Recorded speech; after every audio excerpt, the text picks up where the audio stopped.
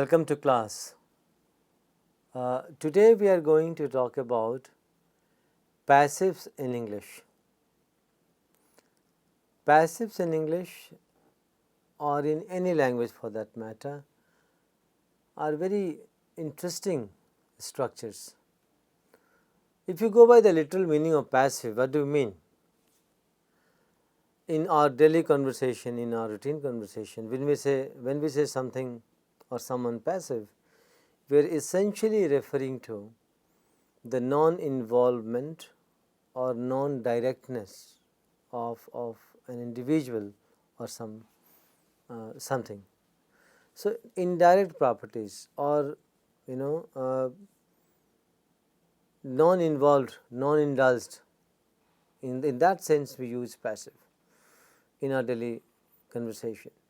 If you look at the passive constructions in English or in any language, they exactly denote some event or someone who is acted upon or who undergoes the action of the verb, but we have the immediate information about the doer or the agent or the actor is missing or maybe suppressed or maybe not expressed.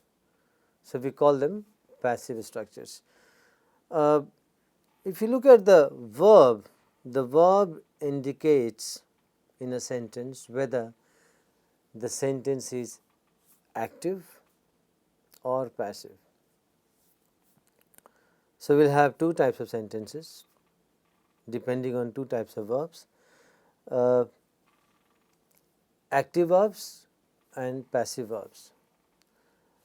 And how do we identify active and passive verbs? So, in active verbs, what we find, the verb contains the inflection, the agreement, and the tense in the sentence. So, when I say Ravi gave a book to Deepa, give is the verb, gave past tense. Right. When we say Ravi reads a book, so read is the verb that contains inflection, and the action of reading is being done by Ravi, the subject. So, the subject of the sentence is the agent or the doer of the action. The verb read contains information about the tense, about agreement. Ravi is singular, so gives. Right. So, active verbs can be identified in any sentence, all sentences where you have agreement, inflection and other things encoded in the verb. But when you recast this in passive, it does not remain the same, it changes, right. So, for example, Ravi bought a book.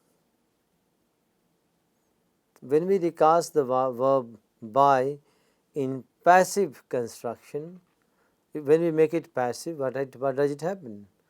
It becomes a book was bought by Ravi, right. So, when you look at the sentence like, let us say Deepa writes a novel, right. So, here in the first sentence Deepa, this is the subject, wrote is the verb, a novel object, right. So, this is in active mode, the verb is active here because it contains the information about the tense, it is inflected as past, and then agreement and everything is here. The subject, right, is the doer of the action, write, and novel is a direct object. But if you make the sentence passive and if you recast the verb passive, you look at this sentence. A novel was written by Deepa. The whole idea of passive is encoded in the verb here, was written. So, this is verb be plus third form of the verb. So, this is the passive verb, right, because the third form of the verb is called past participle. So, this is past participle of the verb, and this past participle is no more a full-fledged verb. The third form of the verb, which is past participle, may act as an adjective. For example, when I say broken chair, a broken chair, right? Broken, the third form of the verb, acts as an adjective. So, they lose the property of the verb. The moment you recast right in the past form, it becomes be plus verb 3, auxiliary plus third form of the verb. It becomes past participle, and this past participle loses the properties of the verb. So, it does not contain the tense, it does not contain the agreement, nothing. It can take no argument after it, right. Then what happens? Another change what we see, the direct object, which was a direct object here, direct, this was direct object,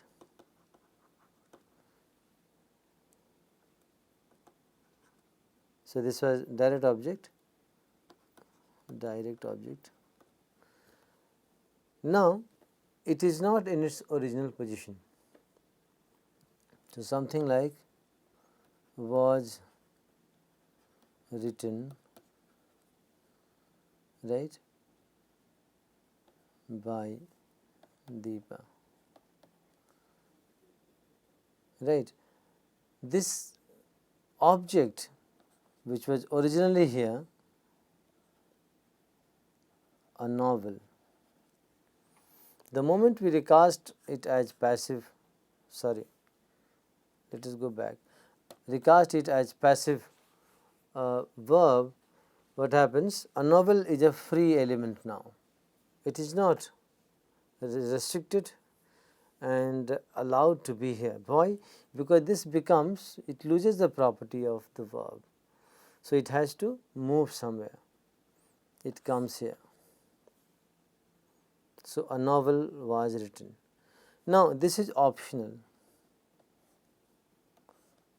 We have an option too, because as I told you, written as third form of the verb cannot take any argument, any noun. So, whether it is a novel or Deepa, there is no need to be here. It cannot take anything. So, that is why we insert a preposition by, which ensures the presence of Deepa here. So, if you look at this passive verb, it makes a lot of changes in the original sentence. Change number 1, the direct object is promoted as the subject of the sentence, right, because it cannot stay here. And why it cannot stay here? Because the written, the third form of the verb loses the properties of the verb to categorize or contain any direct object. So, this is free, so it has to go somewhere. It comes here. What is novel? A theme. Who is writing the novel? Deepa, the agent. But the moment we recast the active verb into passive, the agent moves out of there, because passives do not have agents present in the subject position. So, it has to move. So, it is removed from there, and this space becomes vacant, and it is occupied by another noun which was originally a direct object. Why? Because written as a third form of the verb cannot take this noun phrase anywhere anymore. So, this noun phrase is moved here, right. So, this noun phrase is moved here. A novel was written and by a preposition is inserted here to hold the agent. We have option to drop it here. You will see in further examples that you have an option to drop the agent. What does it mean? What is happening here in the sentence? We are saying that the active verb is being recast as passive verb, and the moment it is recast in passive, it makes a lot of changes in the structure. Change number 1, the subject position is vacant because the agent is suppressed. So, this is vacant position. It has to be occupied with some argument in the sentence. So, it is occupied by a novel. And why a novel? Because a novel is no more categorized by or assigned by the verb write. Why? Because already this passive verb loses the properties of a verb, and all inflectional information, agreement, everything is with verb be. So, it is free element. So, it has to move here, right. And if you want to denote the agent, we insert by to hold the original agent. So, if you look at this is in active cases, this is grammatical subject as well as logical subject. This is grammatical object as well as logical object. But if you look at the second sentence, a novel is a grammatical subject of the sentence, but not the logical subject, right. That is the difference. So, if you look at the passive sentences in their canonical structure, the grammatical subject is there, but logical subject, thematic subject is missing, agent is missing. So, you have an action, and a novel which is theme, action is acted upon, and by Deepa just to represent or highlight or intimate, inform who is the agent. So, what we see, the roles are reversed, changed. So, in the first sentence you have two roles, grammatical subject and logical subject, agent of the action, combined in one. Object, direct object, the grammatical direct object and logical object, two roles combined in one. But in passive sentences, we have these roles separated. So, grammatical subject. So, the original grammatical and logical object occupies grammatical subject position, right, but not the logical subject position. A novel is not the subject here logically, thematically, but grammatically it is a subject here, because this position needs to be occupied. And why it needs to be occupied? Because English does not allow any sentence without subject. We have to keep in mind. So, if you look at, for example, it is raining. If I take this example, it is raining outside. It's raining outside. Now, what is it? What is the role of it here in the sentence? Or something like, there was a king. There was a king. What's the role of there here?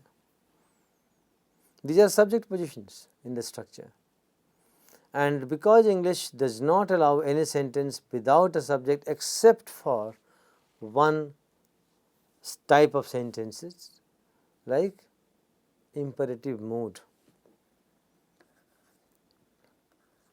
get out,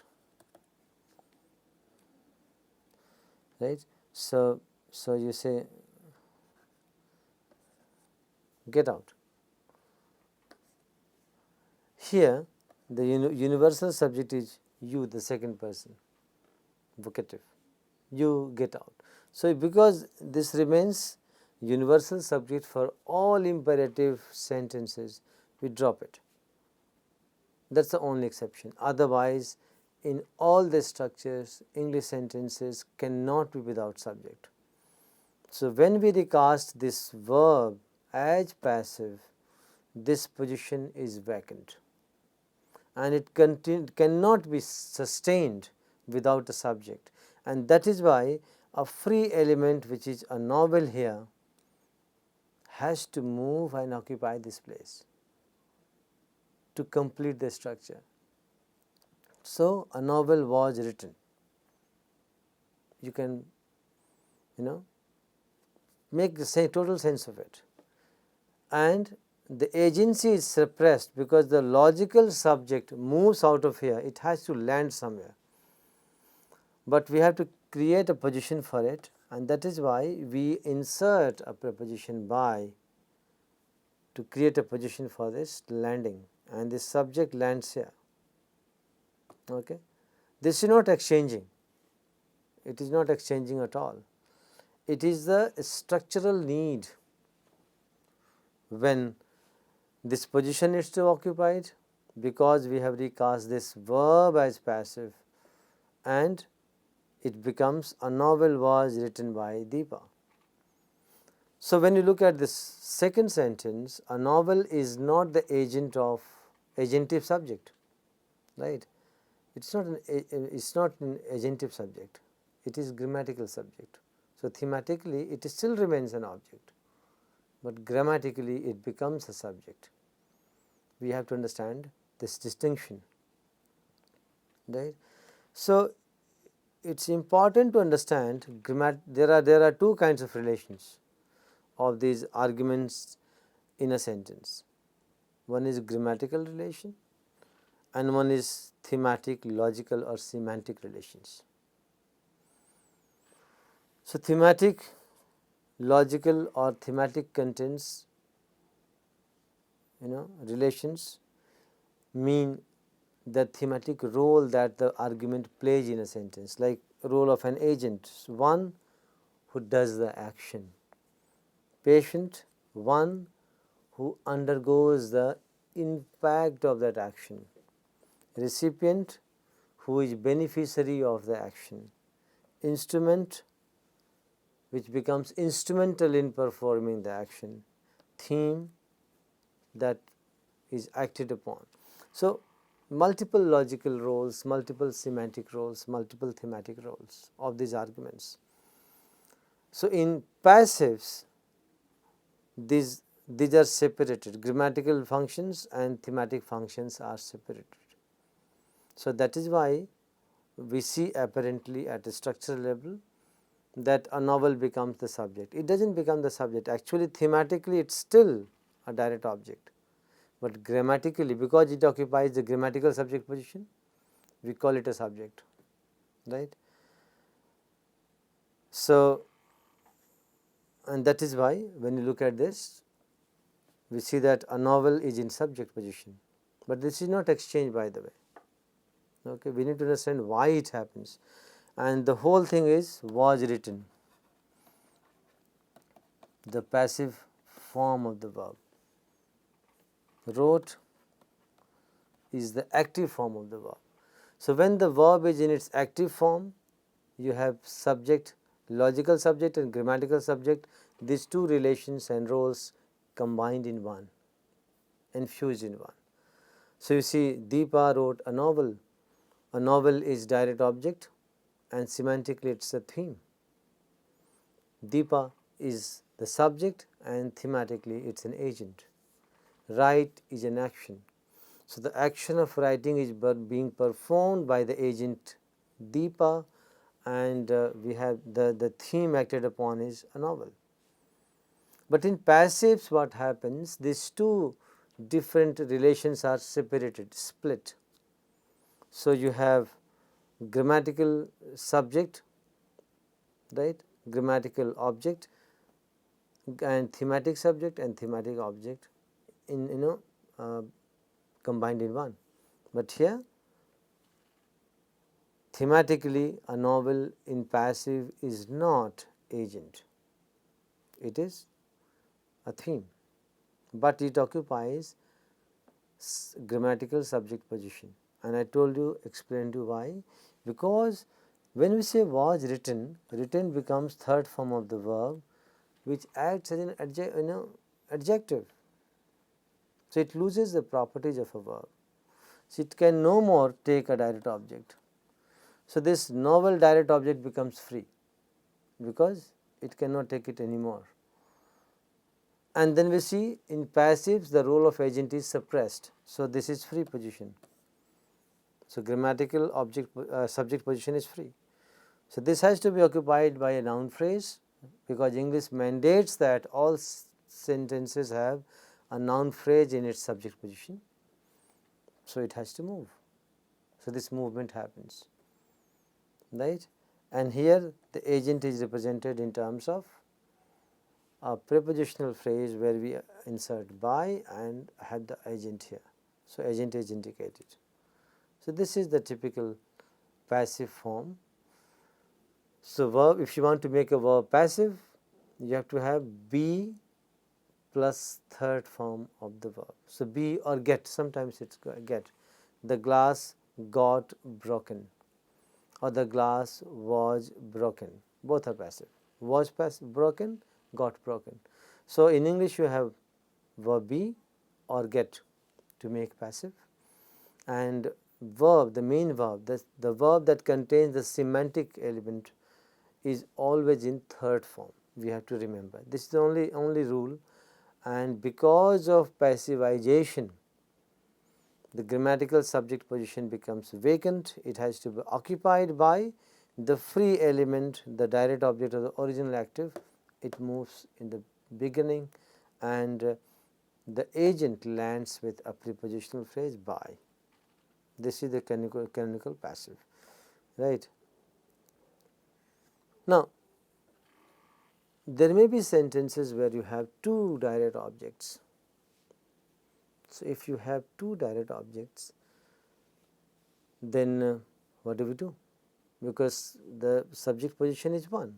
So which noun will occupy the subject position? Will it be the indirect object or will it be the direct object? What is the direct object and indirect object? Look at this. Ravi is the subject in the sentence. This is verb, this is subject, this is verb, Deepa and a book. Now there is a problem here. We have two noun phrases. So which one is direct object and which one is indirect object? So a book, Deepa is the recipient, indirect object, IO, and a book is direct object, DO, right? So sentence number 1, 2, let's say 3 and 4 here, 4 sentences, 4 sets, right? Ravi gave Deepa a book. We can also say Ravi gave a book to Deepa. Why it is indirect object? You can see it here, right? Ravi gave what? A book, direct object. To whom? Deepa, indirect object. So the verb give is ditransitive verb, right? So write as a verb, transitive verb. And what is transitive verb? I hope you know. Transitive verbs are those verbs which essentially take a noun phrase as an argument in the predicate. So in common understanding, we all know that if you ask a question what with the verb, whatever answer you get is the direct object. So Deepa wrote what? A novel. Ravi gave what? A book. So, if you get the answer, right, and why it is called transitive? Because without these noun phrases in the predicate, the sentence is not complete. So, when I say Deepa write, Deepa wrote, Deepa writes, Deepa wrote what? The question remains unanswered. But if you go by the definition of sentence, a sentence is group of words and cluster of words, chunk of words, which give you complete sense. So, here the sense is not complete. So, transitive verbs mandatorily take a noun phrase in object position.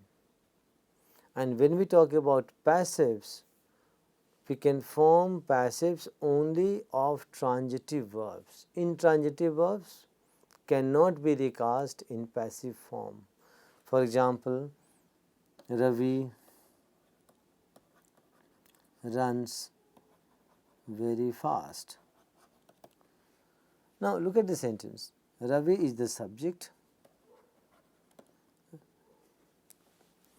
okay, and runs, the verb. What is this? This is not a noun phrase, and this is not required to make the sense complete, right?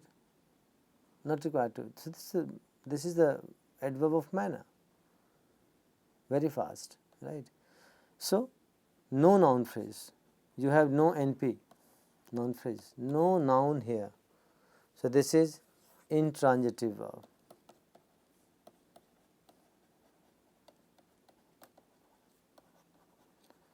But take a sentence something like, Ravi writes. It is not complete. We need something to complete this, right? A book, a letter, a novel, or whatever. So, write is a verb which mandatorily requires a noun phrase. So, this is transitive. So, this is transitive verb.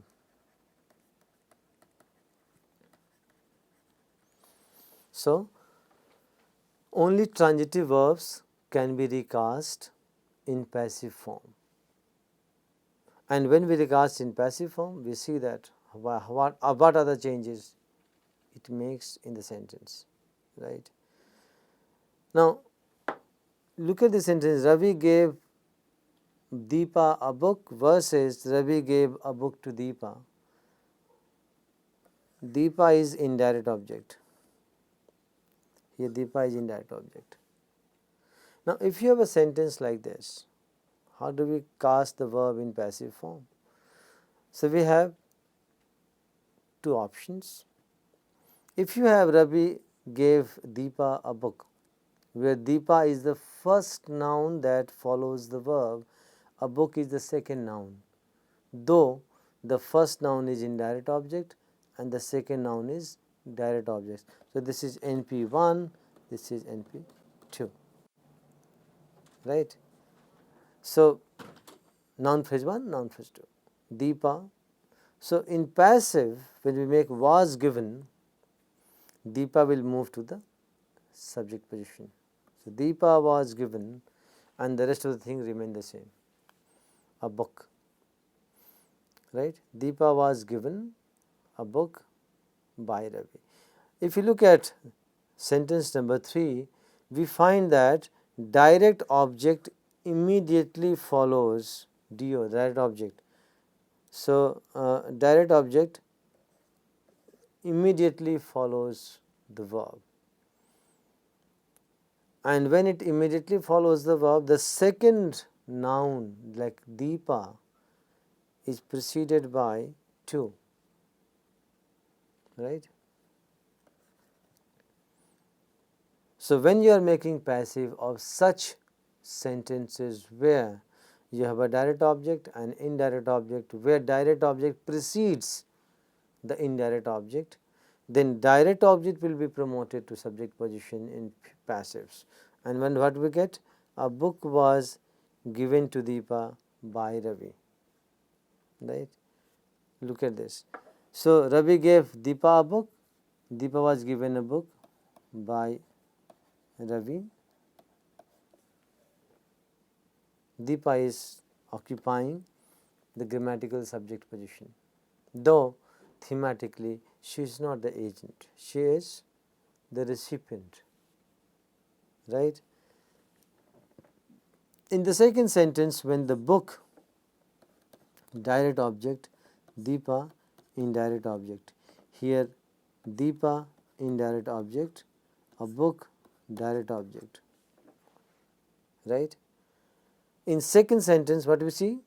Direct object precedes the indirect object. So, Ravi gave a book to Deepa, a book will be promoted, a book occupies the subject position, and this remains as it was in the active one, and we can add by Ravi, right. So, this is how we form passives with a sentence which has both direct and indirect objects, but not something like Deepa was given a book to, or something like a book was given Deepa. We can't have such sentences, right. So, this is about indirect objects in passives. Now, we can form passive of any verb, active verb, provided it is a transitive verb. So, mandatorily it has a noun phrase in direct object position, you can form it, right. Something like, let us say she has written a note. So, again same rule applies, has written will become has been written. A note will occupy the subject position here, a note, and this is optional. Right. So, you can form any passive, the only rule is this, be, then it means ox and third position. That is the passive verb form, and it will make other corresponding changes. Now, the question is, why do we use passive? What are passives and why do we use them? What is the significance of passives? What are the functions of passives? One thing is for sure, that in passives agents do not remain the subject, grammatical subject of the sentence. What does it mean? That the grammatical subject position or the front topic position of the sentence is no more occupied by the agent of the sentence, of the action. So, where does this agent go? So, it is suppressed, removed, right, or concealed. So, agency is suppressed. In active, agency is declared, asserted. In passive, agency of the action is suppressed, right. So, something like if I say I broke the glass, I am the agent of the action of breaking of the glass, right. So, I assert, I announce, I accept. But when I say the glass got broken, so the event of breaking of the glass is highlighted, but who broke it is concealed. A bullet was fired. If I say I fired a bullet, I am confessing and I may be punished for my action in the court. So, what do we do? So, we plead not guilty by saying a bullet got fired or a bullet was fired, right. So, in such cases where you have suppression of the agent or agency is suppressed. So, passives are very interesting structures in language to suppress the agency, conceal the information about the agent. So, something like when the actor is not important, or you don't want to show that actor is important, or you don't want to reflect that actor is important. In cases where the actor of the action is not known, my book was stolen, my watch was stolen, I have no idea who stole it, right. Sometimes deliberately conceal the identity of the actor. The glass got broken, the glass was broken. So, we don't want to declare who broke it, right. Sometimes to bring or to added emphasis on the agent. So, if I say the patient was killed by the doctor. So, by the doctor, I am trying to keep it separate, keep the agency or agent or the doer separate and highlight it. For that also we do. We remove it from the original position, normal position, and bring it at the end of the sentence to add extra emphasis to it, right.